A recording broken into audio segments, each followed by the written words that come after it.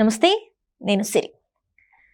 వరుణ్ తేజ్ అంటే mega princess Varun Tej cinema matka అయితే release అయింది. మరి ఆ మట్కా సినిమా ఎలా ఉంది ఏంటి అనే రివ్యూని మనకు అందజేయడానికి మనతో పాటు ఉన్నారు ప్రముఖ సినీ క్రిటిక్ యజ్ఞమూర్తి గారు. నమస్కారం సార్. నమస్తే సిరి. సార్, ఎన్నో అంచనాలతోనే అయితే మట్కా మూవీ వచ్చింది. అంటే అప్పటి 70s 80s మధ్యలో జరిగిన ఒక స్టోరీని, అంటే రియల్ స్టోరీ కాకపోయినా కూడా అప్పుడు ఆ టైంలో ఈ గేమ్ ఏదైతే ఉందో ఇలా బాగా ఫేమస్ అయింది అనే దాన్ని తీసుకొని సినిమా తీశారని చెప్పేసి మనకు చాలాసార్లు చెప్పారు. సో ఈ సినిమా మరి ఎలా ఉంది సార్? బర్మా నుంచి ఒక కుటుంబం పొట్ట చేత పట్టుకొని విశాఖపట్నానికి వచ్చి ఎలాంటి కష్టాలు పడింది, అందులో ఒక పిల్లవాడు ఒకరిని హత్య చేసి, అంటే తన కుటుంబం మీద ఒక వ్యక్తి దాడి చేస్తే, తల్లి మీద తన అన్నదమ్ముల మీద దాడి చేస్తే తిరగబడి అతన్ని చంపేసి చిన్న వయసులోనే జైలుకి వెళ్ళి, సో పెరిగి పెద్ద అయ్యి అక్కడ జైల్లోనే బయటకు వచ్చి ఎలా ఒక మార్కెట్ కూలీగా తన కెరీర్ని మొదలుపెట్టి అక్కడే మట్కా కింగ్గా ఎలా ఎదిగాడు అనేది ఈ మట్కా కథ. సో కరుణ కుమార్ గతంలో ఆయన 3 సినిమాలు డైరెక్ట్ చేశాడు. అందులో పలాస 1978 అనేది ఫస్ట్ ఫిలిం. అది బాగానే ఆడింది, మంచి పేరు సంపాదించింది ఆయనకి పలాస బ్యాక్డ్రాప్లో. తను కూడా ఆ ప్రాంతానికి సంబంధించినవాడే. రెండవ cinema Sridevi soda center, Sudheer Babu. అది కమర్షియల్గా ఆశించిన రీతిలో ఆడలేదు, కానీ అతనికి డైరెక్టర్గా పేరు తెచ్చింది. మూడో సినిమా కళాపురం అని ఒకటి తీశాడు. అది ఓటీటీ సినిమా, థియేటర్లో రిలీజ్ అవ్వాలి. దానికి అసలు ఆ సినిమా వచ్చినట్టుగా కూడా చాలామంది జనాలు తెలియదు, అది వేరే విషయం. సో ఇప్పుడు మళ్ళీ మట్కా అనే ఒక వరుణ్ తేజ్ తోటి ఒక మొదటి 2 సినిమాలతో పోలిస్తే ఒక బెటర్ హీరో కదా, మార్కెట్ పరంగా ఒక బెటర్ హీరోని సంపాదించుకున్నాడు. సో మట్కా అంటే ఖచ్చితంగా ఇంట్రెస్టింగ్ స్టోరీ. ఈవెన్ ఆ టైంలో దావూద్ ఇబ్రహీం లాంటి ఏదైతే మాఫియా డాన్ ఉన్నాడో, సో ఆ డాన్కు కూడా కనెక్షన్ ఉన్నటువంటి టైం అనమాట. అంటే యాక్చువల్గా ఇది పార్టిషన్ తర్వాత బర్మా, అంటే 1940s చివర 50s మొదట్లో అనుకుంటా. అప్పటి నుంచి 1982 దాకా జరిగే కథ ఇది. సో అందులో వాసు అనే ఆ కుర్రాడు తను జైలు నుంచి బయటకు వచ్చిన తర్వాత, అంటే జైల్లో ఉన్నప్పుడు కూడా చిన్నప్పుడే అక్కడ ఉండే జైలర్ నారాయణమూర్తి, అతని పేరు యాక్టర్ రవిశంకర్ ఆ క్యారెక్టర్ చేశాడు, సాయి కుమార్ తమ్ముడు. సో అతను ఎలా ఈ పిల్లవాడిని ఉపయోగించుకుని అతను ఎలా డబ్బు సంపాదించుకున్నాడు, అక్కడ పోటీలు పెట్టేది, కొట్లాటలు పెట్టేది, ఆ కొట్లాటల్లో ఎవరు గెలిస్తే వాడికి డబ్బులు ఇచ్చేది, అట్లా అతను సంపాదించుకునేది. అట్లా అతనికి బాగా డబ్బులు సంపాదించబెట్టే ఒక పనిముట్టులాగా అవుతాడు వాసు. సరే, బయటకు శిక్షాకాలం పూర్తయి బయటకు వచ్చినప్పుడు నీకు ఎప్పుడైనా అవసరమైతే నన్ను పిలువరా, నేను వస్తాను అని చెప్పి అతను చెప్తాడు ఆ జైలరు. ఇతను వస్తాడు. ఇతను మరి హత్యా నేరం మీద జైలుకి వెళ్ళి వచ్చాడు కాబట్టి కొంచెం ఇబ్బంది అతనికి ఎవరైనా పని ఇవ్వాలంటే. సో మొత్తానికి ఒక అతను అక్కడ మార్కెట్లో, పూర్ణ మార్కెట్, అది పేరు నిజంగా ఎగ్జిస్టెన్స్లో ఉన్నది. సో ఆ పూర్ణ మార్కెట్లో ఒక కొబ్బరికాయలు ఆ దుకాణం ఏదైతే ఉందో ఆ దుకాణంలో పనివాడిగా చేరుతాడు, కూలీగా. సో ఆ తర్వాత అదే షాపుని పార్ట్నర్షిప్, 50-50 పార్ట్నర్షిప్ మీద ఎలా తీసుకున్నాడు, దానికి ఎలాంటి ఏ పరిస్థితులు దోహదం చేశాయి, ఆ దుకాణదారు యజమానిని ఒక సన్నివేశంలో కాపాడి ఎలా దగ్గరయ్యాడు, అక్కడి నుంచి అతను తన సామ్రాజ్యాన్ని ఎలా విస్తరించాడు కొంచెం అంచెలంచెలుగా. నానిబాబు అనే ఒక లోకల్, అంటే అక్కడ ఇద్దరు డాన్లు ఉంటారు, ఇద్దరు అంటే డాన్ లాంటి వాళ్ళు వైజాగ్ని పంచుకుంటారు అన్నమాట వాళ్ళు. సో అందులో ఒక అతను నానిబాబు అనే అతను, సో ఇంకొక అతను కేబీ అనే అతను. ఈ కేబీ అనే క్యారెక్టర్నేమో తమిళ నటుడైనటువంటి జాన్ విజయ్ చేస్తే, నానిబాబు అనే క్యారెక్టర్నేమో కన్నడ నటుడైనటువంటి కిషోర్, అతను ఆ క్యారెక్టర్ చేశాడు. సో ఎప్పుడైతే వాళ్ళిద్దరు విరోధులు, ఇతను పూర్ణ మార్కెట్ని కేబీ హస్తాల నుంచి ఎప్పుడైతే బయటపడేశాడో అప్పుడు నానిబాబు ఇతన్ని సొంతం చేసుకుంటాడు, వాసుని. సో అతనికి మొదట్లో సహాయకుడిగా మొదలైన వాడు అతనితోటి వ్యాపార భాగస్వామి అయ్యి, తర్వాత మట్కా అనే ఒక జోదాన్ని తను బాంబేకి వెళ్ళినప్పుడు వాడు గమనించి యాక్చువల్గా బట్టల కొట్టు పెట్టాలని, బట్టల వ్యాపారం చేయాలన్న ఆలోచనతో అక్కడికి వెళ్ళిన వాడు ఆ ఆలోచన విరమించుకొని అక్కడ చూసినటువంటి ఒక ఆట చూసి ఇన్స్పైర్ అయ్యి దాన్ని తీసుకొచ్చి విశాఖపట్నంలో ఆ మట్కా అనే జూదాన్ని ప్రవేశపెట్టి ఎలా ఒక కింగ్ అయ్యాడు అనేది. సో ఈ మధ్య ఈ కాలంలో అతనికి ఎదురయ్యే పరిస్థితులు, అలాగే అప్పుడు పరిస్థితులు ఆడవాళ్ళు కూడా ఒళ్ళొమ్ముకొని కొంతమంది వేరే దారి లేక ఒళ్ళొమ్ముకొని జీవిస్తుంటారు. అలాంటి కుటుంబానికి చెందినటువంటి ఒక అమ్మాయి సుజాత, ఆమెకు ఒక అక్క పద్మ. సో ఆమె ఒళ్ళొమ్ముకొని జీవించే అమ్మాయి, కానీ చెల్లెలు మాత్రం ఆ పనిలోకి వెళ్ళనివ్వదు. ఆమెకు ఒక మూర్ఛ వ్యాధి ఉంటుంది పద్మకి. సో ఇలాంటి పరిస్థితుల్లో తారసపడితే వీళ్ళన్న ప్రసాద్, ఆ క్యారెక్టర్ చేసింది సత్యం రాజేష్, ఎవరు వాసు అన్న. అతను వేసి దగ్గరికి వెళ్ళినప్పుడు ఆ వేసి పద్మ అయితే ఆమెకి అప్పుడే మూర్ఛ వేస్తే అదే టైంకి ఇతను ఆమె దగ్గరికి వెళ్ళినప్పుడు, సో అప్పుడు ఈ కుటుంబానికి ఆ కుటుంబానికి మధ్య ఒక బంధం ఏర్పడి వాళ్ళిద్దరిని కూడా, అక్కా చెల్లెలిద్దరిని కూడా తన ఇంటికి తీసుకొస్తాడు వాసు. తన ఇంట్లోనే పెట్టుకుంటాడు, పెళ్లి చేసుకుంటాడు సుజాతని. ఈ తర్వాత ఏం జరిగింది, ఒక పాప పుడుతుంది. ఆ తర్వాత ఈ మట్కా అంటే దేశంలోని ఆర్థిక పరిస్థితినే అతలాకుతలం చేసేటువంటి టైపులో ఇతను ఆ మట్కా జూదాన్ని దేశవ్యాప్తం చేసేస్తాడు. అంత డబ్బంతా ఏమైపోతుందో తెలియదు, అంటే చలామణి ఉండదు బయట.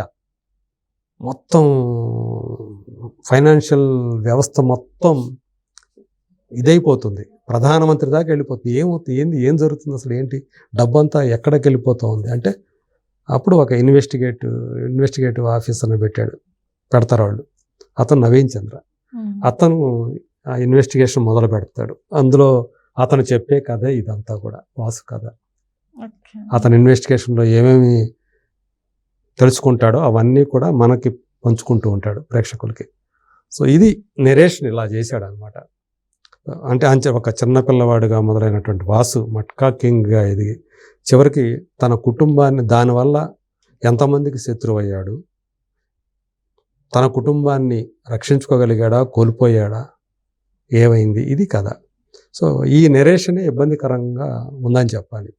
స్పీడ్ లేదు, చాలా చోట్ల లాగ్ అనిపించింది. ఈ పాటలు వచ్చేటప్పటికల్లా స్పీడ్ బ్రేకర్లే, ప్రతి పాట స్పీడ్ బ్రేకర్ లాగానే ఉంది. క్లైమాక్స్ ముందు వచ్చే ఒక పాట కూడా, అక్కడ వచ్చే యాక్షన్ సీక్వెన్స్, హీరో అంటే మనకు ఎలా ఉండాలంటే అతనికి ఎదురొచ్చే వాళ్ళు కూడా చాలా దృఢకాయలు అయి ఉండాలి, కిరాతకులు అయి ఉండాలి. వాళ్ళు పెట్టల్లాగా కనిపించి హీరో ఒక సింహంలాగా ఉంటే ఆడియన్స్లో పెప్పు రాదు అసలు. అలా చేసే ఆ సీన్ని, ఒక సీన్ని, ఇది ఈ ప్రీ క్లైమాక్స్ సీన్ని. అలాగే తను క్రెడిట్స్లో 2 హాలీవుడ్ డైరెక్టర్లకి ట్రిబ్యూట్ చెప్పాడు. అందులో మార్టిన్ స్కార్సిస్ అనే ఆయన, ఇంకొక అతను బ్రియాన్ డి పాల్మా అని. ఆ బ్రియాన్ డి పాల్మా అనే ఆయనకి ఎందుకు చెప్పాడని నా సినిమా చూసినప్పుడు అర్థమైందంటే, నేను స్కార్ ఫేస్ అనే సినిమా, అందరికి అది సూపర్ పాపులర్ ఫిల్మ్, అది అల్ పసినో అని చెప్పేసి అతను గాడ్ ఫాదర్లో కూడా చేసిన ఆయన. ఒక సీన్కి వెళ్ళినప్పుడు అందులో సీను యాస్టిజ్కి ఇందులో పెట్టేశాడు. ఒక విలన్ని చంపడానికి అందులో వెళ్ళి, నువ్వు నాకు ఇప్పుడు దాకా ఆశ్రయం ఇచ్చావు, నువ్వు హెల్ప్ చేసావు, అందుకని నేను నిన్ను చంపను అంటాడు అని. తన అనుచరుడు ఎవరైతే ఉంటారో, సరే నీకేం చేయాలో తెలుసు అంటే అనుచరుడు కాల్చి చంపుతాడు అక్కడ. సేమ్ యాస్టిజే ఇక్కడ అదే సీను, హీరో తనకు ఆశ్రయం ఇచ్చిన వాడిని నేను చంపను అంటాడు. తన తమ్ముళ్ళు అంటాడు, ఏరా ఏం చూస్తున్నావు అంటాడు. అతను ఆ పని చేస్తాడు. సో ఇలా సేమ్ అంటే కొన్ని సీన్లని. అలాగే మార్టిన్ స్కార్సిస్ కూడా, అతను అనేక సినిమాలు, రాబర్ట్ డి నీరో, అలాగే లియోనార్డో డి కాప్రియో అని ఒక సూపర్ స్టార్స్ ఇద్దరు, వాళ్ళతోటి గొప్ప గొప్ప సినిమాలు చేశాడు ఆయన మార్టిన్ స్కార్సిస్. ఆయన సినిమాలను కూడా ఇందులో చాలా వరకు సీన్లు కాపీ చేసినట్టు మనకు కనిపిస్తుంది. సో ఇతని లుక్స్ కూడా చాలా చోట్ల చిరంజీవికి సంబంధించిన రెఫరెన్స్లు మనకు కనిపిస్తూ ఉంటాయి. అలాగే ఇంద్రుడి చంద్రుడిలో అతను ముసలి కమలాసన్ ఉంటాడు, బొగ్గల్లో ఇవి పెట్టుకొని మాట్లాడుతున్నట్టు ఉంటాడు. సేమ్ అది పెట్టారు ఇందులో, ఏవో పెట్టారు లోపల ఇక్కడ వరుణ్ తేజ్కి పెద్ద అయిన తర్వాత, ఒక పిల్లకి తండ్రి అయిన తర్వాత. అలా అవి మనకి తెలిసిపోతూ ఉంటాయి. ఇది ఒక ఇబ్బందికరమైనటువంటి విషయం. ఆ నెరేషన్ కూడా స్పీడ్గా లేకపోవటం, ఒక చోట మేకలు నక్క కథ తన కూతురికి చెప్తాడు. ఆ టైంలో కొంతమంది అంటే జనాలు దాన్ని కొంత టైం తీసుకుంటాడు అన్నమాట. ఆ కథ చెప్పడం మొదలుపెట్టిన తర్వాత జనాలు కొంతమంది లేచి బోర్ ఫీల్ అవుతారు, ఖచ్చితంగా బోర్ ఫీల్ అవుతారు. ఇది గమనించుకోవాలి డైరెక్టర్, ఎడిటరు గమనించుకోవాలి. అక్కడ వాళ్ళు అది ఆ ఫెయిల్ అవ్వటం అనేది స్పష్టంగా కనిపించింది. ఎక్కడ కూడా ప్రేక్షకుడు హీరో క్యారెక్టర్ తోటి కనెక్ట్ అయితేనే సినిమా హిట్. సో ఆ హీరో చేసే పనులన్నీ కూడా కరెక్ట్గా ఉన్నాయనిపిస్తేనే అది హిట్. అది మిస్ అయిపోయింది సినిమాలో. సో మనం వాసు క్యారెక్టర్తో ట్రావెల్ చేయలేం, కష్టం. సో అలా నోరా ఫతేహి క్యారెక్టర్ ఉంటుంది, ఒక అదే నాని బాబు అని చెప్పాను కదా. సో అతని ఉంచుకున్నామలాగా ఉంటుంది అతను. అప్పుడు ఆ కాలంలో అలాగే ఉండే క్లబ్బులు ఉంటాయి. ఒక క్లబ్లో కూల్ స్పాట్ అని, గోల్డ్ స్పాట్ లాగా కూల్ స్పాట్ అని ఒక కూల్ డ్రింక్ కంపెనీ. సో దానికి సంబంధించిన ఒక క్లబ్బు, ఆ క్లబ్లో ఆమె డ్యాన్సులు చేస్తూ ఉంటుంది. అలా ఆమె క్యారెక్టర్ త్రూ అవుట్ ఉంటుంది. సో ఇలా యాక్టర్ల పరంగా అందరూ కూడా బాగానే చేశారు. కొంత ఇది నేను చెప్పాను కదా, నోట్లో పెట్టుకొని మాట, అది అంతగా అనిపించలేదు, అది ఎఫెక్టివ్గా రాలేదు. అది అతని పర్ఫార్మెన్స్కి మాత్రం బాగా చేశాడు. వరుణ్ తేజ్కి గతం సినిమాలతో పోల్చుకున్న గద్దరగండ గణేష్లో ఎంత చేశాడో ఇందులో కూడా అంత బాగా చేశాడు. సో ఆ ఫాల్ట్ అంతా డైరెక్టర్, అతని చేత అవి పెట్టించి మాట్లాడించడం ఇదంతా కూడా అది డైరెక్టర్ ఫాల్ట్ అని అనుకోవాలి. జీవి ప్రకాష్ కుమార్ బ్యాక్గ్రౌండ్ స్కోర్ బాగుంది. సాంగ్స్ మాత్రం కష్టం ఎక్కువ అంటారా తెలుగు? అసలు స్పీడ్ బ్రేకర్లే, ప్రతి సాంగ్ స్పీడ్ బ్రేకరే. అంటే కనీసం వినడానికి కూడా కరెక్ట్ ఏం లేవు అందులో. ఒక పాట ఫస్ట్లో అమ్మ నోరా ఫతేహి క్లబ్ సాంగ్ ఏదైతే ఉందో అది కొంచెం పర్వాలేదు కాస్త. చివరిలో ప్రీ క్లైమాక్స్ వచ్చే రామా టాకీస్ సాంగ్ ఒకటి ఉంది, అది కొంచెం జానపద శైలిలో ఉంటుంది. పాట బాగా ఉంది అనుకునే టైంకి తర్వాత వచ్చే వాళ్ళతో బట్టి ఫైట్ సీన్ మొత్తం దాన్ని నీరు గార్చేసింది. సో ఇలాంటి అంటే తను రాసుకున్న సీన్లే, వాటిల్లో స్పీడ్ అనేది, ఒక పేస్ అంటాం కదా, ఆ పేస్ అనేది ఉండాలి, పరిగెత్తుతున్నట్టు ఉండాలి సినిమా. అలా లేకపోవటమే ఈ సినిమా చేసుకున్నటువంటి దురదృష్టం. అందుగురించే ఈ సినిమాకి కష్టం 2 ఇవ్వటం కూడా కష్టమే. దీనికి రేటింగ్ 2 కూడా లేదంటారా సార్? దర్శకుడు కరుణ్ కుమార్ నేను ఎక్స్పెక్ట్ చేయలే. నాకు అతను ముందు 2 సినిమాలే అతని డైరెక్షన్ కానీ అతని నెరేషన్ కానీ బెటర్ అనిపించింది స్క్రీన్ ప్లే పరంగా. ఈ సినిమాకి కథ, మాట, స్క్రీన్ ప్లే, మాటలు కూడా అతనే. కొన్ని చోట్ల బాగుండే, రాజకీయాలకు సంబంధించినటువంటి, జీవితానికి సంబంధించినటువంటి అతను రాసిన మాటలు కొన్ని చోట్ల పేలాయి కూడా. కానీ వాటి మీద ఎక్కువ కాన్సన్ట్రేషన్ పెట్టేసి ఈ కథలు చెప్పి మేకలు నక్క కథ ఇట్లాంటివన్నీ కూడా ల్యాగ్ అనిపిస్తాయి అనమాట. అవన్నీ కూడా అలాంటి వాటిని పరిహరించుకుంటే ఇంకొంచెం బెటర్ సినిమా అయి ఉండేది. ఈ స్క్రీన్ ప్లేలో స్పీడ్ తగ్గిపోయిందనే విషయాన్ని గమనించకపోవటమే ఈ సినిమా చేసుకున్నటువంటి దురదృష్టం. హీరో పాత్ర ప్రేక్షకులతోటి ఆ కనెక్షన్ పొందలేకపోవటమే, సహానుభూతి అంటాం. ప్రధాన పాత్రలతోటి ఎప్పుడైతే, ఈవెన్ ప్రధాన పాత్ర కన్నా వేరే పాత్రలతో, కీలకమైన పాత్రలతోటి ప్రేక్షకులు సహానుభూతి చెందాలి, కనెక్ట్ అవ్వాలి, అప్పుడే సినిమా హిట్ అవుతుంది. అది లేకపోవటమే ఈ సినిమా చేసుకున్నటువంటి దురదృష్టం అనండి, ఇంకోటి అనండి. సో నాకైతే ఇది కమర్షియల్గా ఆడుతుందనే నమ్మకం నాకైతే ఏ క్వశ్చన్ లేదు. కొన్ని చోట్ల మెరుపులు, మాటల మెరుపులు, పర్ఫార్మెన్స్లు అంతే ఇందులో చూడాల్సింది. అందరూ కూడా మీనాక్షి చౌదరి బాగానే చేసింది ఆ అమ్మాయి. ఉంది అంటే చివరిలో ఒక ½ అన్ అవర్ తీసేస్తే అమ్మాయిది ఉంది, బాగానే ఉంది. సో ఓవరాల్ గా అంటే టెక్నికల్ డీసెంట్ రోల్ అమ్మాయిది. సలోని చివరిదాకా ఉంటుంది. అలాగే రూపలక్ష్మి బలగంతో బాగా పేరు పొందినటువంటి ఆమె రూపలక్ష్మి ఇందులో తల్లి క్యారెక్టర్ చేసింది. సో ఆమె, కిషోర్ కుమార్, జాన్ విజయ్ కిషోర్ కుమార్ బెటర్ అనిపించాడు జాన్ విజయ్ కంటే. జాన్ విజయ్ది మొనాటన్ అయిపోయింది, అది ఒకే స్టైల్లో చేస్తూ ఉన్నాడు అతను. చేసిన ఏ సినిమా చూసినా ఒకే రకంగా కనిపిస్తూ ఉన్నాడు. నవీన్ చంద్రకి పర్ఫార్మెన్స్కి ఎక్కువ స్కోప్ లేదు, ఇన్వెస్టిగేటివ్ ఆఫీసర్ అవటం వల్ల అతనికి స్కోప్ అనేది కలగలేదు. మిగతా వాళ్ళు సత్యం, రాజేష్ వీళ్ళందరూ ఓకే, పర్వాలేదు. ఓవరాల్ టెక్నికల్ వాల్యూస్ ఎలా ఉన్నాయి సార్? అండ్ మ్యూజిక్ అయితే జీవి ప్రకాష్ కుమార్ బ్యాక్గ్రౌండ్ స్కోర్ బాగుంది. సో పాటలు అంత ఇదిగా లేవని బాగుంది. సినిమాటోగ్రఫీ కూడా బాగానే ఉంది. ఆ కాలంని గుర్తుకు తెచ్చే విధంగా ఆ కలర్ టోన్ కూడా అదే ఉంది అప్పటిది. సో అంటే 1982లో కథ అయిపోతుంది అది. మిగతా అంతా బాగానే ఉంది. టెక్నికల్గా మాత్రం బాగుంది. ఫెయిల్ అయింది ఎక్కడ అంటే రైటింగ్, స్క్రీన్ ప్లేలో, డైరెక్షన్లో, ట్రీట్మెంట్లో డైరెక్టర్ యొక్క ఫెయిల్యూర్ ఈ సినిమాలో కనిపించింది.